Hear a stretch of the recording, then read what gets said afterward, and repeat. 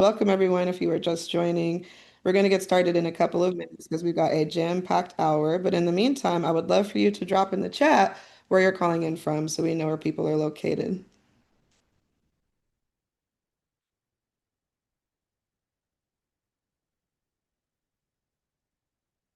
We got people from the Midwest. We got people from New York. Got some friends calling in. Hi, Simone. Thanks for coming in. We're having people drop in the chat where they are located right now. We've got a Massachusetts, a London, shout out, love London. Phoenix, although you were also raised in Germany, got some Germany connections going on. Brooklyn, by the way, of Mississippi, another Brooklyn, New York. Hello from Harlem. I absolutely love. Welcome, everyone. I'm so glad that people can make it. I know it is a busy and packed day. People got things going on, summer plans and vacations. So I appreciate you taking the time. Go ahead and drop in the chat. If you just entered the room where you are calling in from, we're going to get started in a couple of minutes. Just want to make sure I give people some time for any tech issues they may be having, being able to log onto the Zoom, etc. You got another Queens, New York here. Shout out, shout out. Hello from Philly. Thank you for calling in. It's a nice mixture. We got people from all over.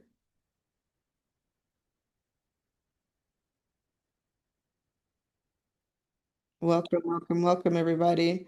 So I'm going to go ahead and give you a quick recap of the agenda. If you didn't have time to read it in the Google Calendar invite or the slew of emails you probably saw, I essentially have packed this hour as much as I possibly can so you get the most value from it. But essentially, we're going to start out with an icebreaker activity so you can meet a few other storytellers or people who are passionate about story in the room and practice some storytelling ideas in real time. We're then going to go into a section about personal storytelling. What the hell is it and why should you care about it? Why does it matter? And then we'll go into a writing framework that I've developed called the Tell It Proud framework before we go into a section of Q&A. So any questions that come up at all, hold them until the end. I promise you will get answers to them. And also, there's going to be a section where I can talk to you about other ways I can support you outside of this workshop. So if you just entered, we've been having people drop into the chat where they're calling in from. We've got people from Germany, London, Philly, Harlem, Mississippi, Michigan, etc. We've got people all over from this incredible amount of individuals who are interested in storytelling and passionate about it. I see another Harlem, California by Bay Area. All right, Bronx, New York. Love to see it. Felix Stone, is Felix Stove, Suffolk? Did I say that right? Felix Stove. Galicia, Spain. Someone said I'm frozen on their screen and my voice is going in and out. Is anyone else having issues hearing me or seeing me? Okay, you might have to log back in, Regina, possibly. It might be your Wi-Fi. All right, all right. So I want to go ahead and kick it off because I want to make sure I respect your time. And essentially, we're going to start out with an icebreaker activity called The Story of Your Name. Now, I want to make sure, just with a thumbs up, you can see the screen. Can you hear me properly? Just want to make sure before we begin. Okay, awesome. So this activity is pretty simple. You're going to share an anecdote about your name. I'm going to send you into some breakout rooms to meet a new person that's on this call, and you're going to share maybe the meaning of the name, maybe why your name was chosen, any interesting history about your name, or a fun fact about it. And it could be your first name, your middle name if you got one, or your last name. So I'll give you an example from my own lived experience and personal name before I send you to the breakout rooms. And then you'll have about 5 minutes total to share that story before you come back to the main room. So my full government name is Christina Gabrielle Blacken, and in the good year of 1987, don't do the math, my parents spent 72 hours, 3 long days, bringing me into this world. And at the end of that ordeal, they were essentially very stressed out and filling out the birth certificate. And they spelled my middle name Gabriel, which is conventionally pronounced Gabriel. So anytime someone pronounces my full name and they mispronounce it, I'm reminded my parents were resilient and they were innovative, okay? They were trying to come up with a new pronunciation and creativity. They weren't trying to misspell it. That's how I feel about it, and I hope that other people feel the same.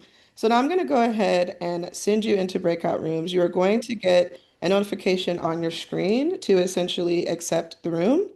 There might be a few of you that have three in your room, which is totally okay as long as you aren't alone. So I'm going to open the rooms now.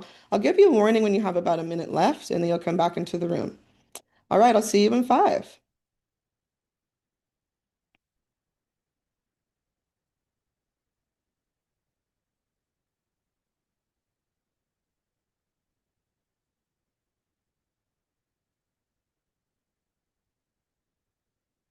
Hello, hello. If you're just joining, we're doing an icebreaker activity called Story of Your Name. I could go ahead and send you to a room so that you are not left alone. So let me go ahead and assign you to one.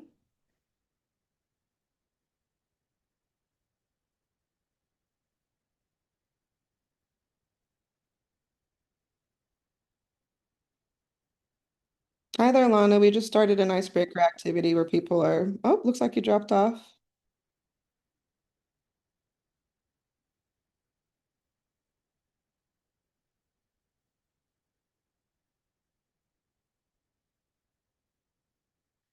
Janie, were you able to accept your room?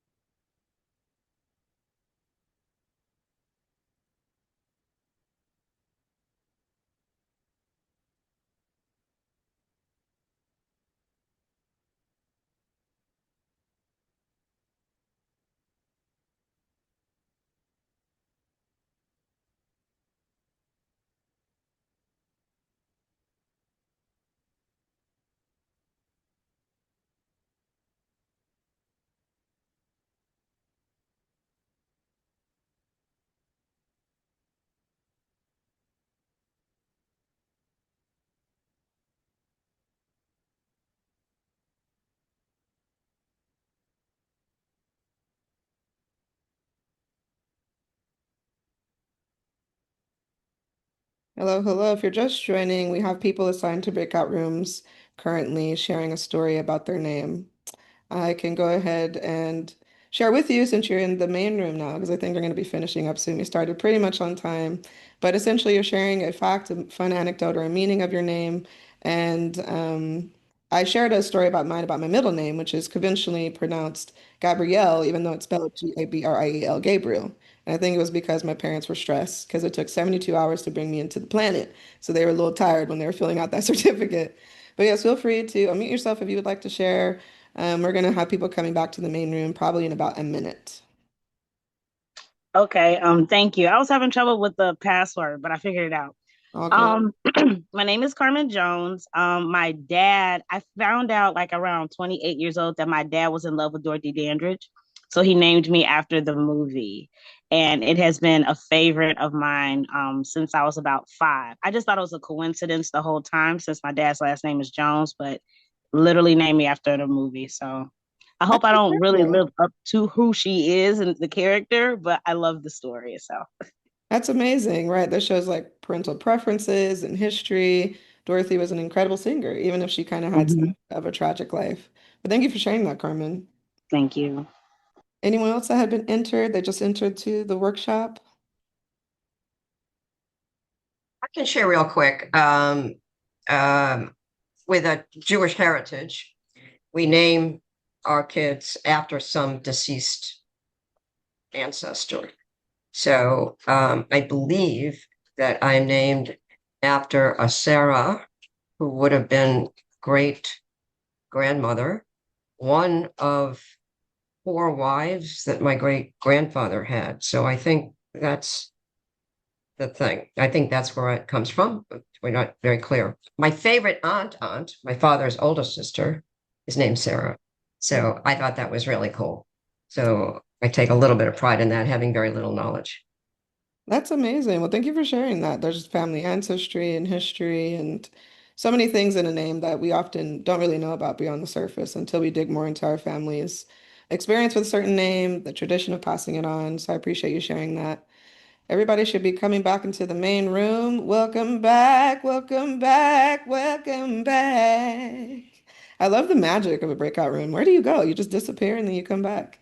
We'll go ahead and wait. We have about 30 seconds till every rooms are closed.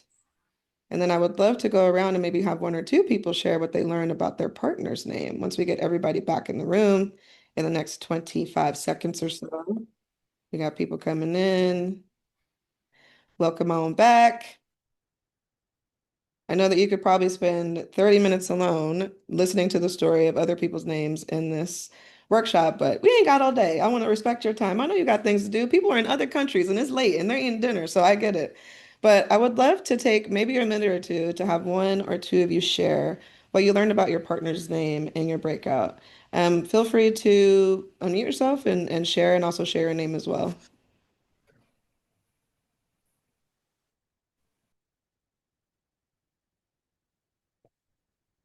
I can share if you want. All right, thanks, Ellie. Go ahead.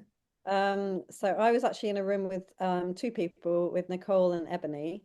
So I'll just share about one because I don't want to take up too much. So Nicole was who was in the room first, and I'm actually not sure of Nicole's pronouns, but they were named after a character. I think their parents were living in a base somewhere in France at the time, and so it's a French name, but it was a character of a book that their mother cannot remember which book it was now, a main character. And so there's this like desire to know which character Nicole was named after. Yeah, and I think that was yeah. So this sort of French connection, and then yeah, I don't know. I'll stop there. Ebony also had a brilliant story, but maybe someone else wants to tell. Well, thank you so much, Ellie, for sharing that. And it showcases so much beyond the surface around preference and culture and potential history. So appreciate you sharing that. Would anyone else like to unmute and share what they learned about their partner? Hi, I'm Stephanie. I learned about the two ladies that were in the breakout group with me. One was named Francesca, and her name means French, is France. And the other lady, her name was Queen. So Oh, we have a beautiful. French Queen crown. My name is Crown, Stephanie. So we had a French Queen crown. I thought that was beautiful. Yeah, okay, Royal Room. I love that. Again, there's so much power in being able to hear these stories beyond the surface and what it reveals about who we are, our ancestry, our family, tradition, culture. So I recommend one to do these sorts of activities when you're meeting new people because it's very easy to attach stories to people that might be inaccurate or wrong, especially when we're making first impressions. And number two, even with people you've known a long time, there are stories beyond the surface that you can learn about them that can help you to have a more meaningful connection, more trust, and collaboration.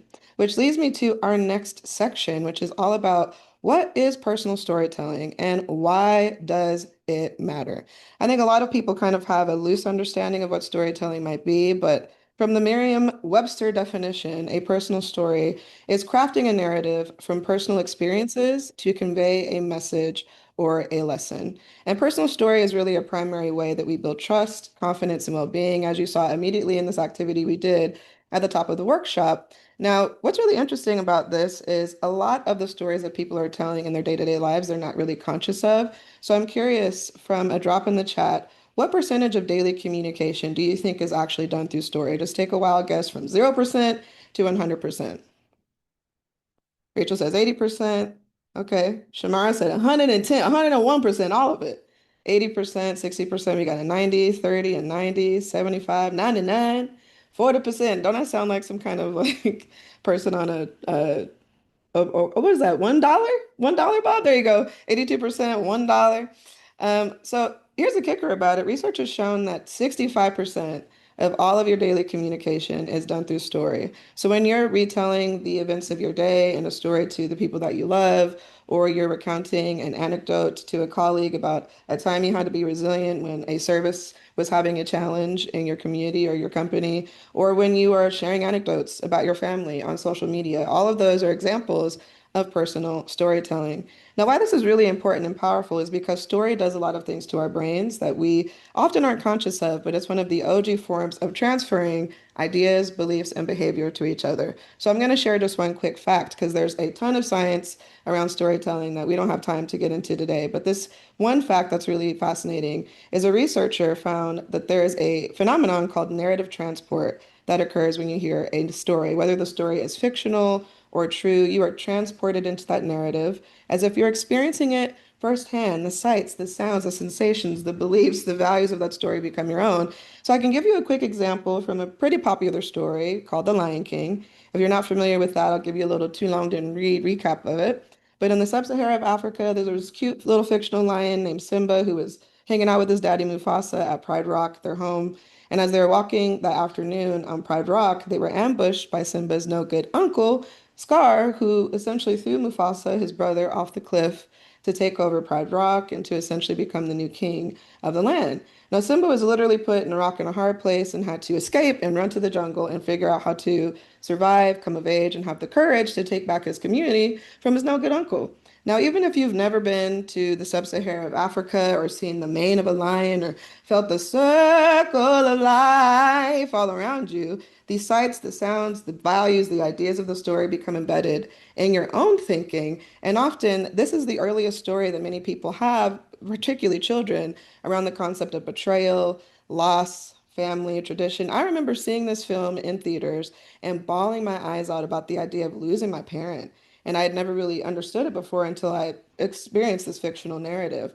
Now, why this is so important to understand is in that 65% of all of your daily communications, whether they are verbal or written, when you're using intentional personal storytelling, there's all these really powerful benefits that can come from it. You can increase your credibility because you can showcase your skills and values in your story. You can have better clarity and confidence and well-being by being intentional with your purpose and wisdom and how you reframe it in your personal stories and these communications. And it can also help you to reframe negative patterns that can limit your growth. It also helps with visibility. When you stand for something and you tell it in a narrative that gets people to feel something, that helps them to remember the beliefs, that transfers the experience into their own perspective, you're more likely to get noticed and to essentially have opportunities that make sense align with you because people know what you are about and what you're good at and what problems that you can solve. And finally, there's trust building and bias reduction when you tell the right personal stories because you're showcasing your values and your goals beyond assumption, beyond a stereotype, beyond inaccurate narratives that often get projected onto us from others. When you tell these personal stories really well and showcase your values, people can feel a deeper connection with you, and that can improve empathy. But there's a couple of habits that can get in the way of how you tell personal stories in your own life, personally or professionally. And it relates to this tree that you see on the screen. I would love to have you drop in the chat. What do you think caused this tree to fall in the picture? Just drop whatever comes to mind, whatever first thought might come. Someone said lightning, a lot of lightning. The burden of life, that's real. A lot of lightning, nature, wind, hurricane, wind, a tornado, stress. Yeah, that tree looks stressed out. A witch's spell, age, earthquake, a bridge, tariffs. That's probably true. All these things are probably true. But here's the kicker. I actually don't know what caused this tree to fall in the picture, but I love asking rhetorical questions like this with a visual because it points out a really powerful phenomenon about every single human being's brain. When you're confronted with a new event or an experience, your brain files through the inner set of stories that you have, almost like a library that you've picked up from your lived experience, the media you consume, maybe the educational or religious institutions you've attended. It picks the story it feels is most relevant and it applies it to that event or an experience. Now, often it could be accurate. It helps with quick decision making and assessing threats and finding meaningful connection right away. And sometimes it can be wrong and inaccurate and full of lots of problems and potentially block you from effective communication. Now that leads me to the concept of automatic stories and negativity bias. So your brain does this automatic story patterning to move through the world and digest information, but our brains are wired to do a couple of things for survival. We are more likely to recall insults over compliments.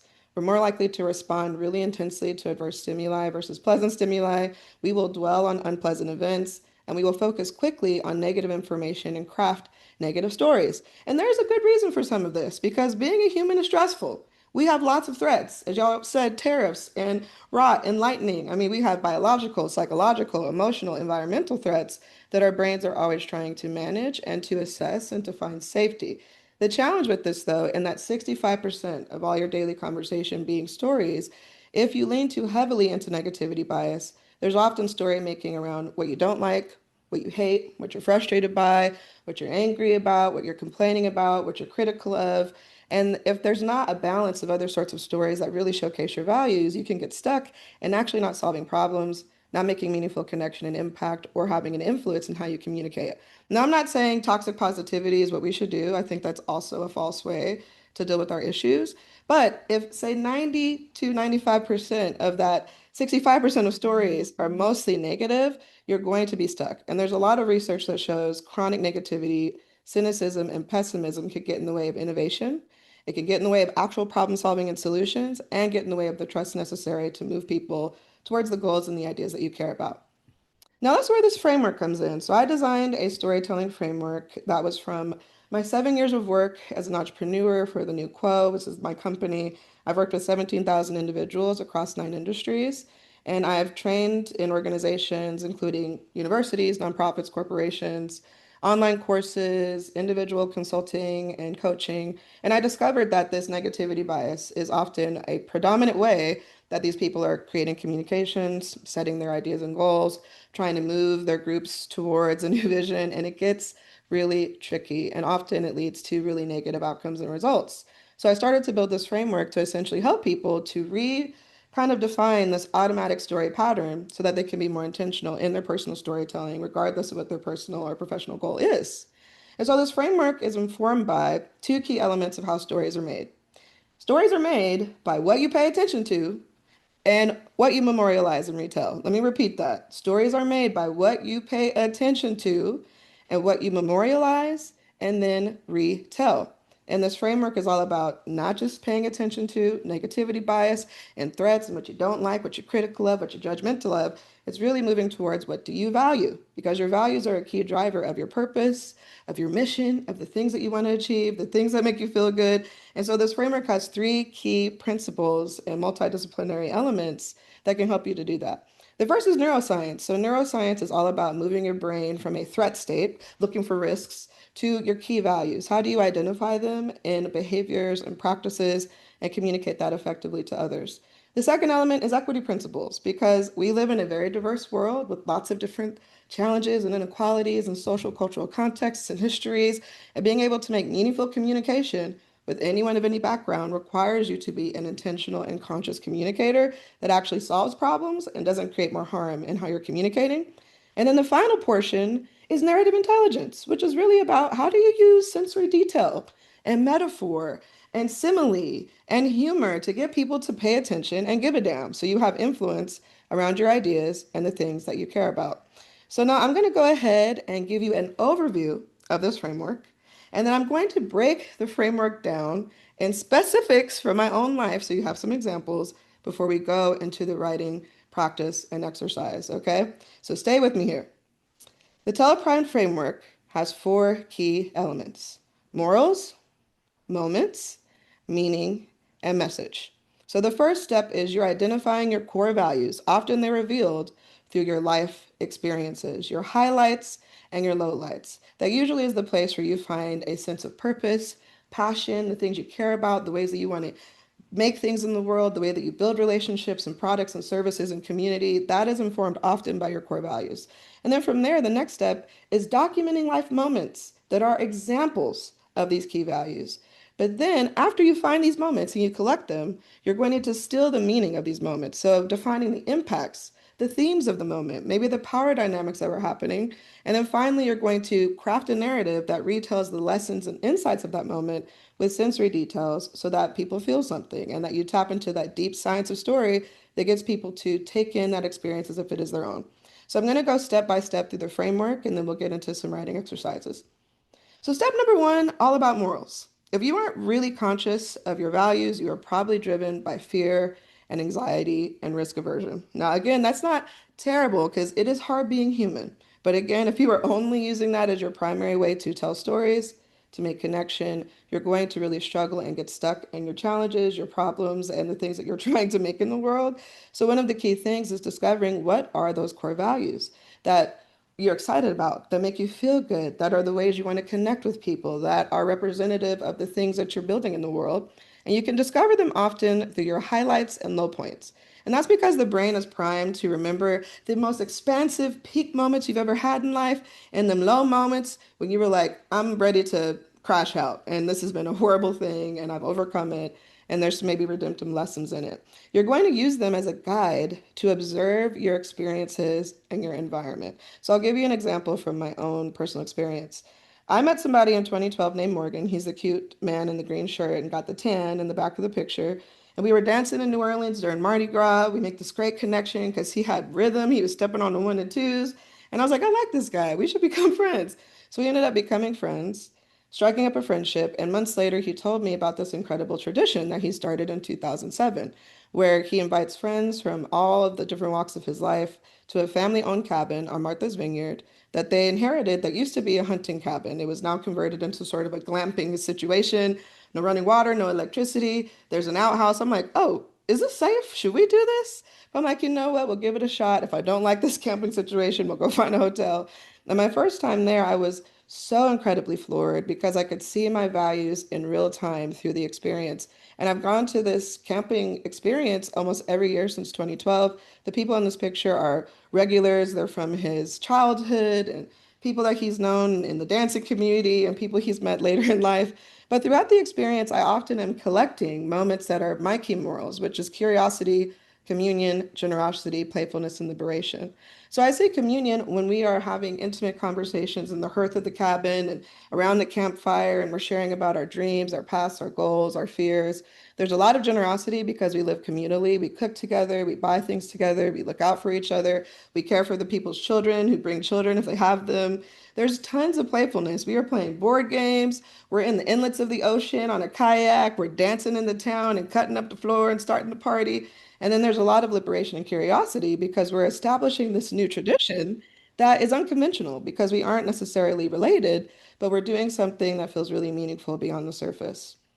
So after that step, you then want to think about how am I documenting these moments I'm realizing and identifying about my values? And that's because memorializing is really a process of memorization and recalling them. And because you have a tendency, because of your brain, to have the negativity bias, it's really easy to categorize the things that you don't like, that you're upset about. And it can be kind of hard to document the everyday moments, the things that are beautiful, that are representative of your values. So I recommend three key ways to do that. You can either write them down in a writing practice if you have one. It could be a daily reflection. You could take pictures and add notes to those pictures about the moments. If you're not really down with writing and you're like, I don't like pictures, you can also do audio files. Take little voice notes of the moment and keep some notes with it and recount it later.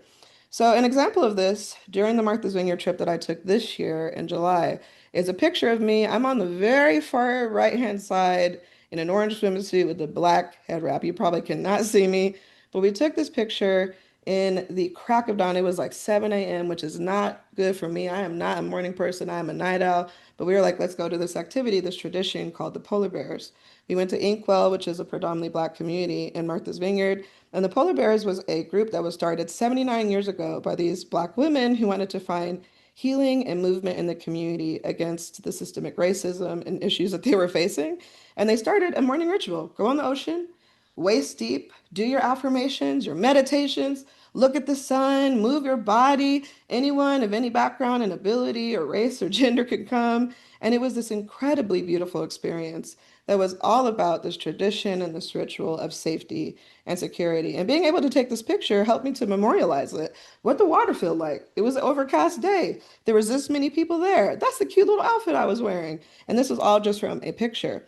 Now, that leads to the next step, which is all about the meaning of the moments that you're documenting. So, the themes and lessons, the power dynamics, the impacts of that moment. So, from this polar bears experience that I documented from Martha's Vineyard, I really realized that there were lessons around ritual and tradition and intergenerational information being passed on. And it was really about the power dynamics of these polar bears who were standing in the face of deep discrimination over many decades as a safety and a haven for the community. And the impacts are really not just on the polar bears, but the people who participated and the community around. And I felt so much deep resonance for the elders who are part of this experience, keeping it alive, keeping it affordable, and essentially something that people could pass on.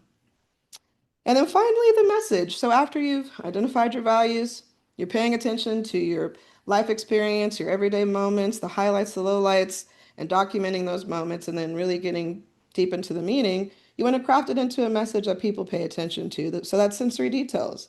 That's about the coolness of the water I was describing in the ocean. It was the frigid air of the morning day. There were polar bears who were older, beautiful, elderly women who were moving us through these exercises where I was like, damn, they're more flexible than me. I need to get it together. And there were these key elements that all stories have, which is a plot, setting, characters, and conflict or transformation. So the plot of this Martha's Vineyard experience was really me going to this morning ritual and tradition. The setting is Inkwell, Martha's Vineyard. It's cold out. We're in the Atlantic Ocean. The characters are myself, the polar bears, maybe the ocean. And the conflict and our transformation is this group standing in defiance of systemic racism that they faced in the area and transforming the space into a healing thing that they could pass on to other generations. Now, I know that essentially this is a lot of information. And you're probably like, wait a minute, how does this apply to me and how I want to communicate or the stories that I want to tell? Well, you're in luck because we're going to do some writing exercises. Because if you can't apply this in a real, tangible way to your life, to your communication goals, then why the hell are we here?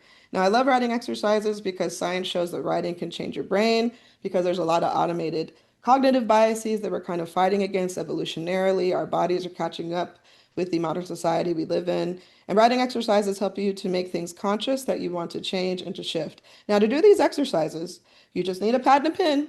If you want to go old school, which I recommend, it feels great to physically write and it keeps your handwriting cute. My handwriting is kind of sloppy. Or you can write on your phone or computer. Now, what I ask is that you do not check your email, do not check social media, don't look at your text messages. This is for you. I've done this activity before. This is for you to be benefited. So remember that these exercises are not, about you being judged or information going to be shared. It's really to get your own insight into your own values, your lived experiences, and how those might be powerful stories that represent your values that you can then strategically use for any of the communication goals that you have. Now, each question is going to be about 2 minutes because I want you to not overthink it and to write down what first comes to mind.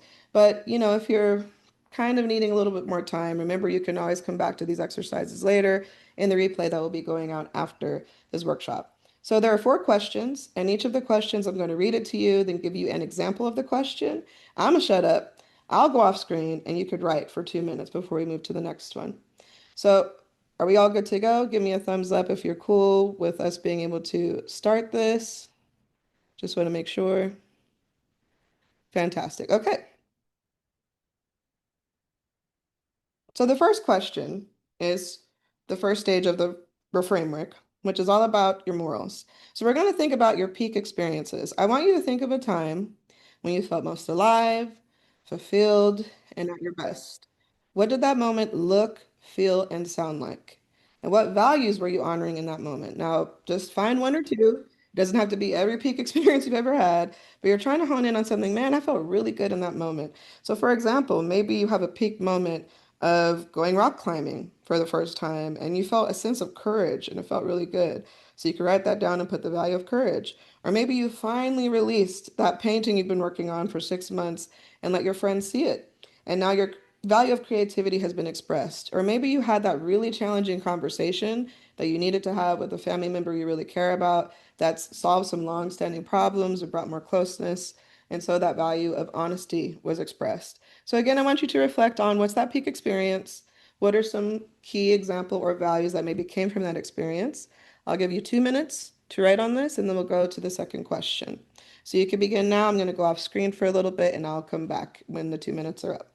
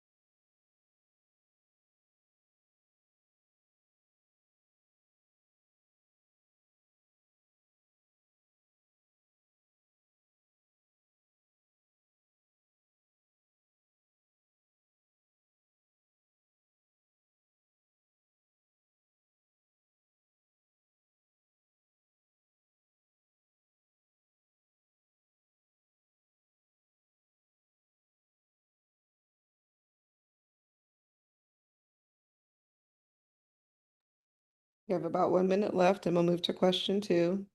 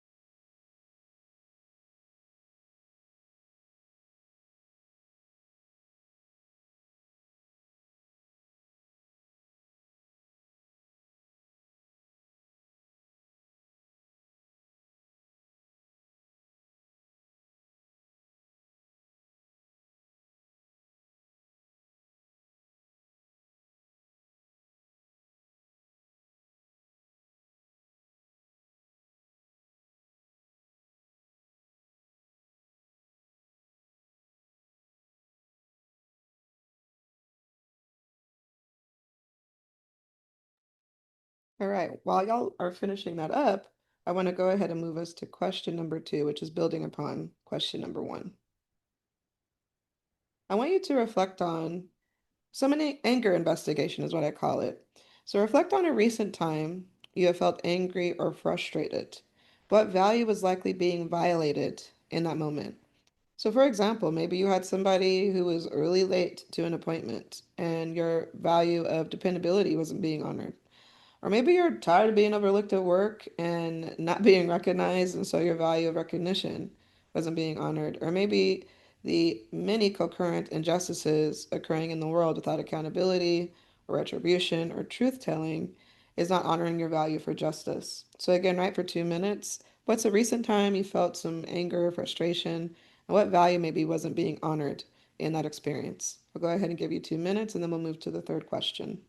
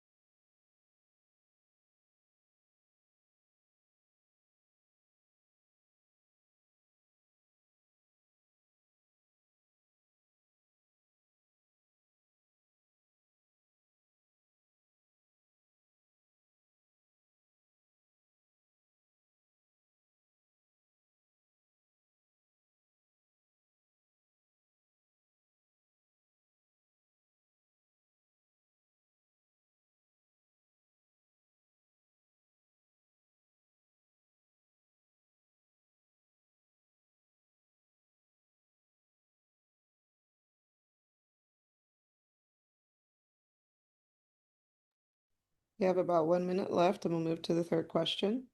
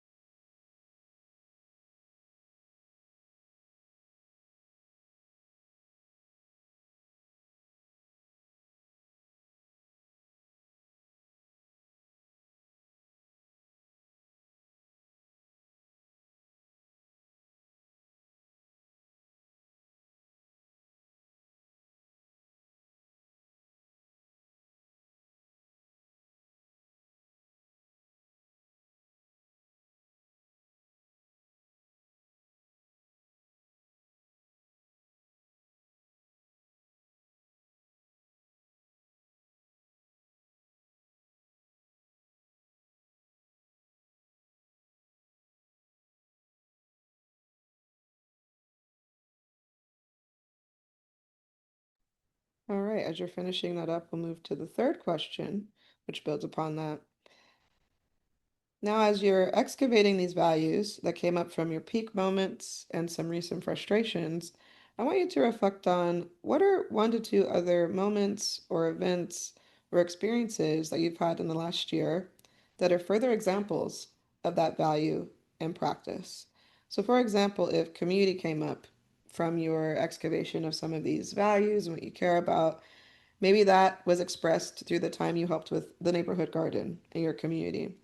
Or maybe if the value of creativity came up, you could talk about that time you wrote a new piece that you're excited to share. Maybe the value of resilience came up and you are really happy with the time you bounced back from a setback. So write it in just a sentence or two. It doesn't have to be in tons of detail, but reflect on what are some of the values that came up in the first 2 prompts. Keep it to 3 to 5 because you don't have a lot of time or a lot of space to remember all of them. And recount which events or moments in the last year maybe express that value in actual practice and example.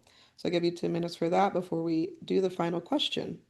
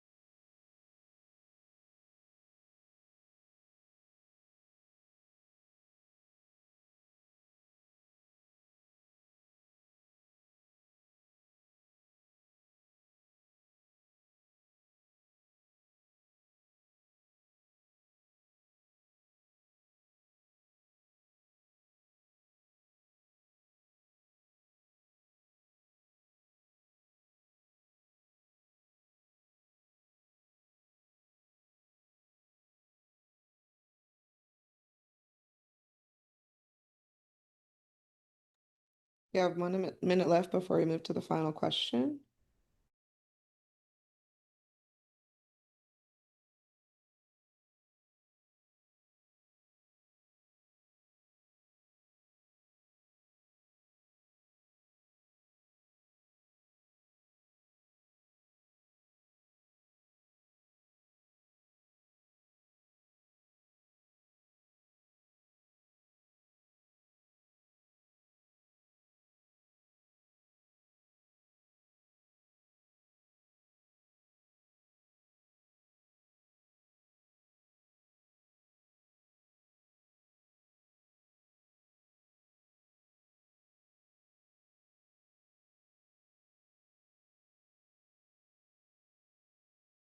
Let's move on to the final prompt here.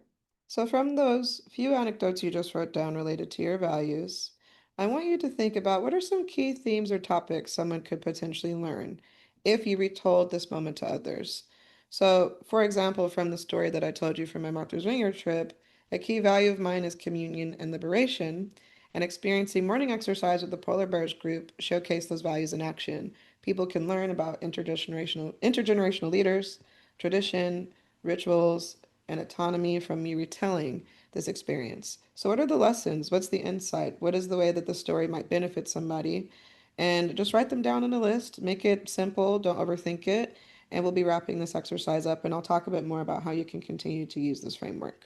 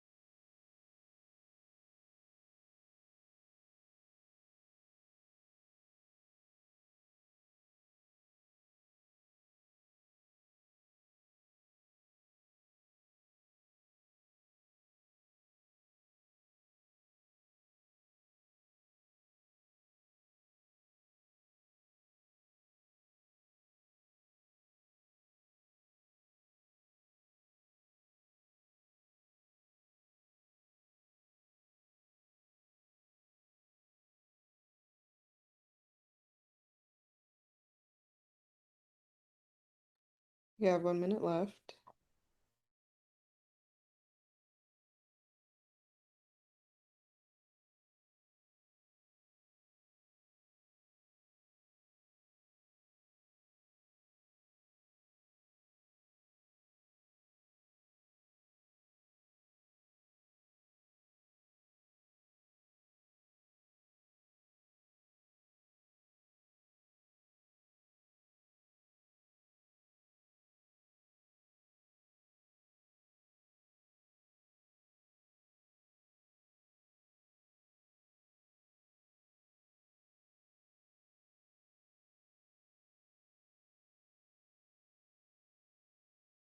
All right, as you're beginning to wrap that up, I want to recap a few ways that this framework is very powerful. Now, I know again, we could spend probably an entire hour just doing these exercises, but I want to give you a little preliminary taste and experience of it because this is something that takes time to dig into more of. But really, these sort of top answers, these immediate responses you have, are pretty revealing when you're not overthinking it and whatever first comes to mind.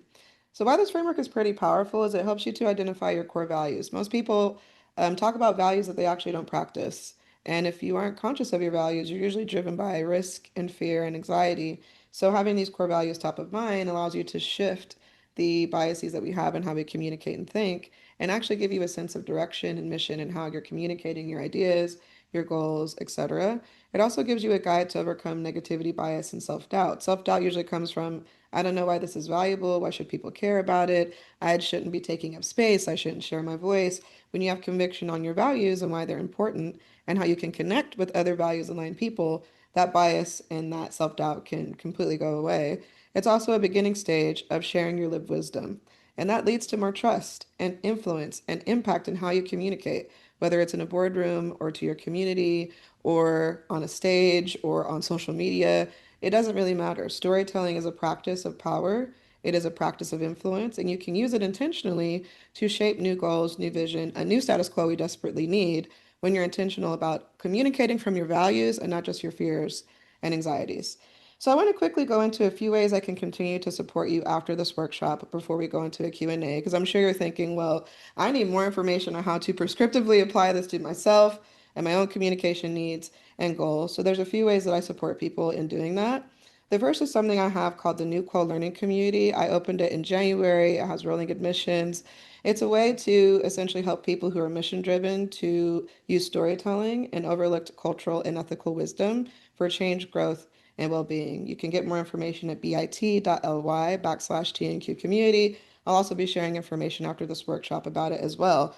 But a quick synopsis of how it works is it's a weekly email learning series. So I curate and produce inspiring stories of ethical and cultural wisdom to help you have new thinking and communication habits. I also facilitate a monthly virtual group of coaching with an intimate cohort of values aligned peers so you can learn in tandem with others who share your values.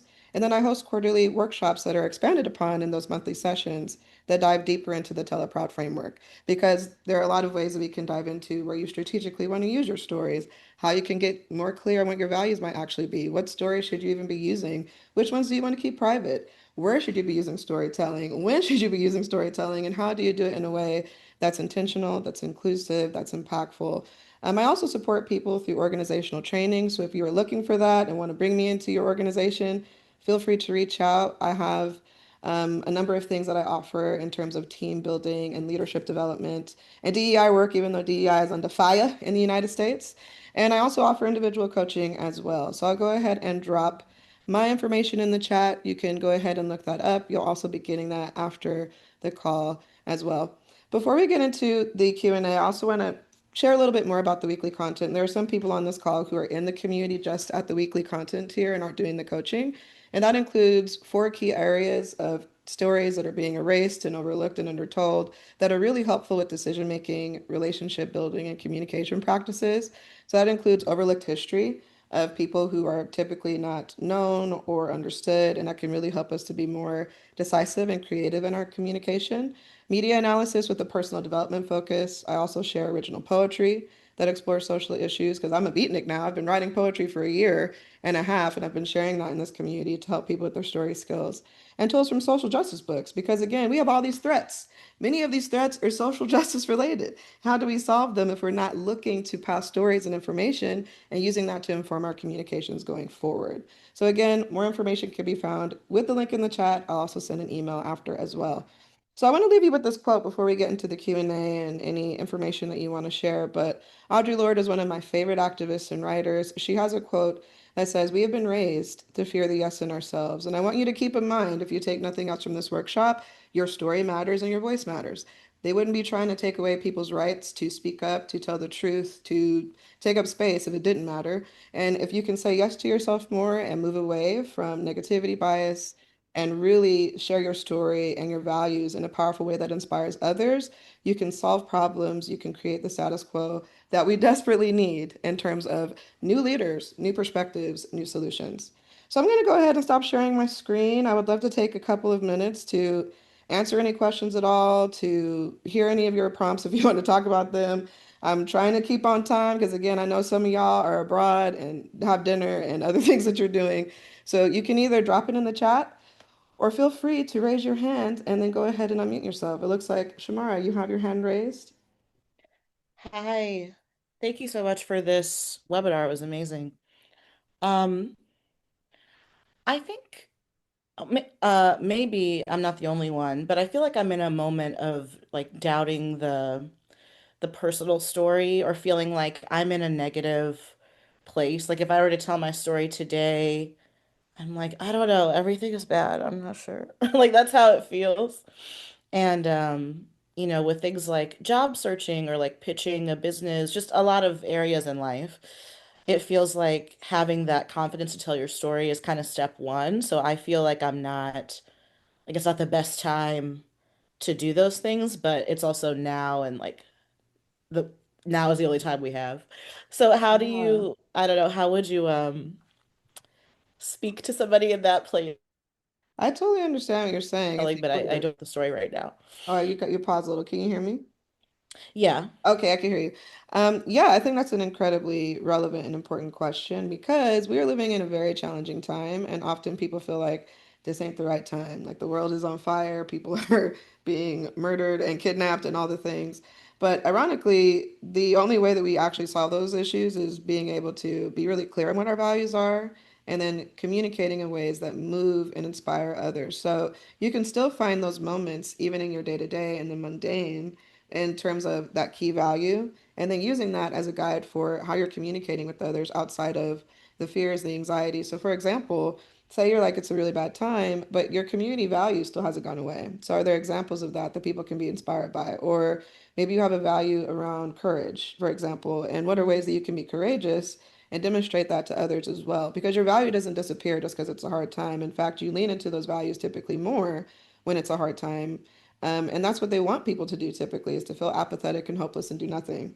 So even if you're in a struggling time right now, your values and leaning into them and being very clear and convicted about them allows you to have a refuge. Because without your values, you're kind of just flying all over the place, right? Most people are driven primarily by fear. If you ask them what they value, they'd be like, girl, I don't know. And that's not a good place to make anything or to build anything or to meet people. And so I think getting clear on that and using that as your guide and your practice is really powerful.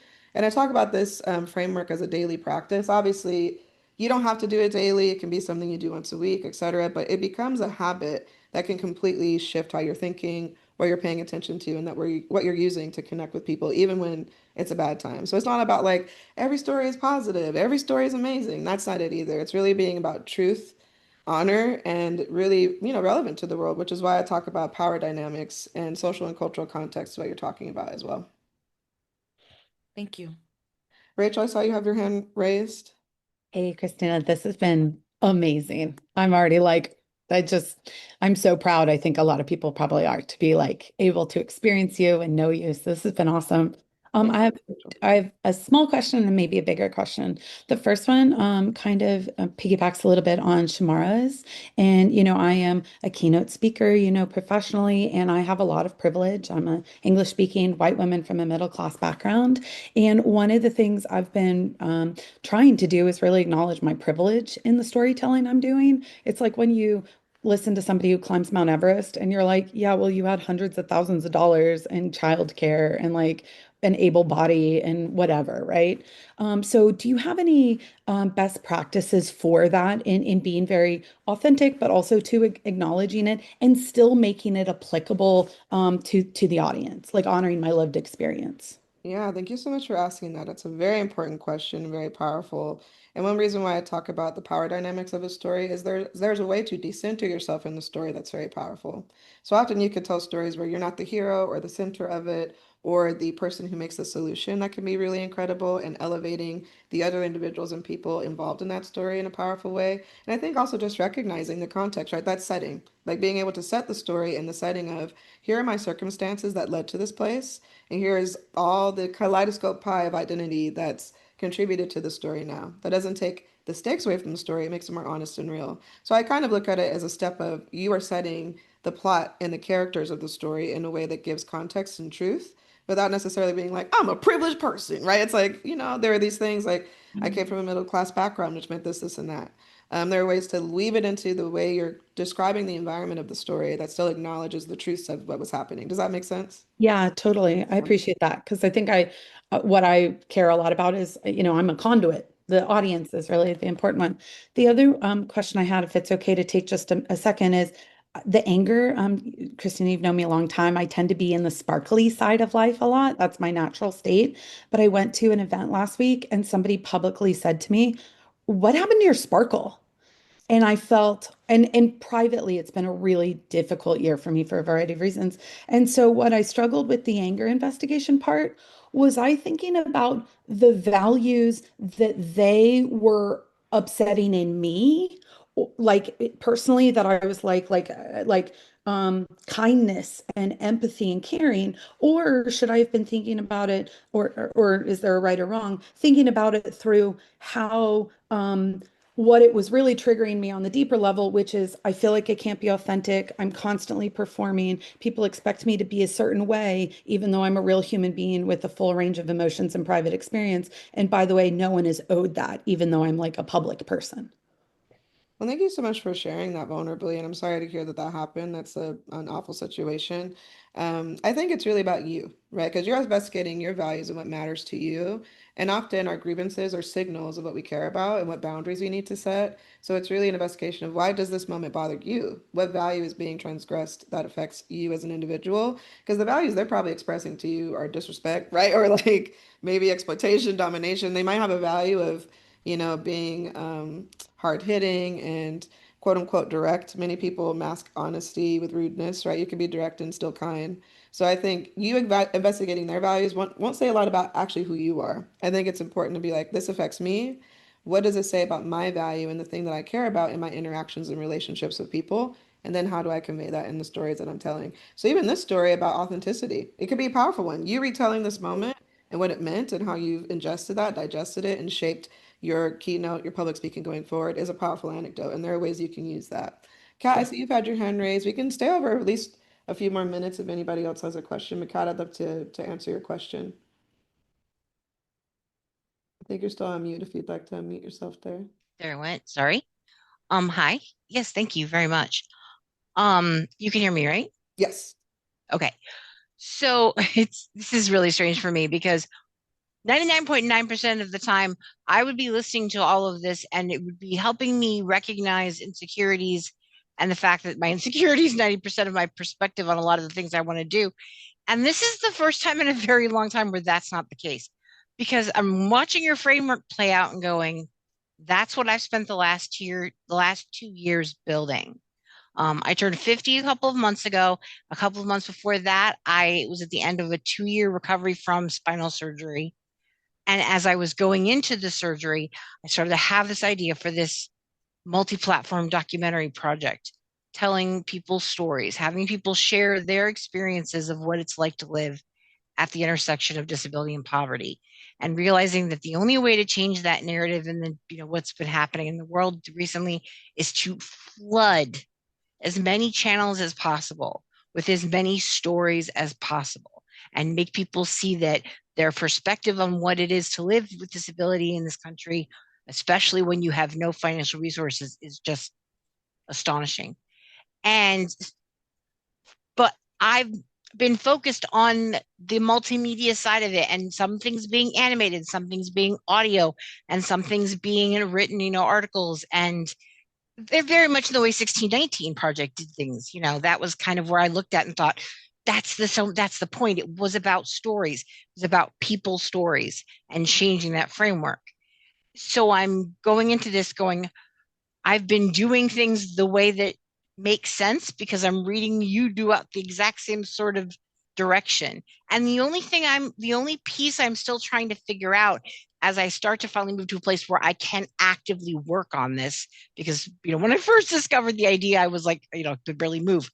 And it is how to make sure that I'm working as much as possible with the concept of enthusiastic consent from every interview participant. I want to make absolutely sure that I go into this with a framework and a sort of mission statement that says I'm going to make sure I am watching for any sign or indication that I'm not respecting the consent of the people whose stories I'm telling, because exploiting them to get that accomplished is completely missing the point. So I Yeah. wondered if you had any suggestions or resources for that side of working on something where you want to make sure your narrative is respecting the other voices you're trying to share. Yeah, well, thank you so much, Kat, for sharing. One, that's so challenging to go through a big health and intervention and change, and being able to still find purpose and forward movement through that challenge is really beautiful. So I really appreciate you sharing that. And I think consent is so incredibly useful and important. One of the best things that can be done is a collaborative storytelling process with your interviewees. So they get involved in telling their own story and being active about the parts of their story they want to share. So you ask the right questions to know what do they want to say about this issue. Let them be the leaders in it. They're the leaders and experts of their lived experience. They probably have insights and stories you probably wouldn't even think of when you have that open-ended conversation first. You can also set boundaries on what they refuse and are not comfortable sharing. So you can ask them up front, here are there elements of certain questions or stories you really would not like to talk about on camera. They might be like, listen, I'm fine talking about this, but not my dad, or whatever. It could be whatever that might be. Setting those boundaries up front and also asking them what they want to talk about related to these themes and guiding them and pulling the conversation and stories out before you then construct a larger narrative is a very powerful consent-based process. It's collaborative. It's not you kind of coming in and projecting the story. It's you're co-creating it, giving them the container and the right questions to tell their story. But I love what you're saying, and I think there's so much power in being able to, tell other stories about particularly disability. There's so many individuals in society that are pretty much looked as invisible and not talked about and not really looked upon. I recently went to a poetry event in New York City that was run by a group called Open Doors, and they essentially help people who are wheelchair bound to use poetry to tell their stories. They have a book called Wheeling to Healing, which is pretty amazing. And they had, I think, 6 or 7 poets who were in wheelchairs that told their stories and used their poetry just to talk more about their lives and not being invisible in society and still living full lives despite the challenges that they were facing. So I think that's so important and it's beautiful. I know we're a little over time. I'm sure there are probably plenty of other questions that y'all have, but I appreciate you so much taking your time, your energy, your focus here. Again, if you want to follow up with me, set up a one-on-one call, totally free, no pressure to talk more about this. You can reach out on email, Christina@thenewquo.com. You can find info at bit.ly/TNQ community. And again, continue to tell your stories, continue to look at this as a tool of power. It is something that we need desperately right now. We are seeing people create myths and lots of false narratives that are deeply harming people in a lot of different ways. So I feel really proud and honored that I've been able to support people to completely redesign what they're thinking about story and how they're using it. But we're going to close out and you will have access to the recording. Yes, I'll be sending this on email. It'll be coming out probably later today. I'm trying to get it out fast for the people who couldn't make it live. But thank you again. And please, please, please reach out to me with any questions or follow up as well. But continue to enjoy your day. And if you are having a late night, get your dinner in. If you're eating lunch, go get a snack. and keep telling your stories. Thank you so much. Thanks, Thank everybody. you. That was amazing. Thank you. Great. Thank you. Thank you, Christine. Thank you. Thanks. Write your life story. We need it. Thank you. Have a good day, everyone.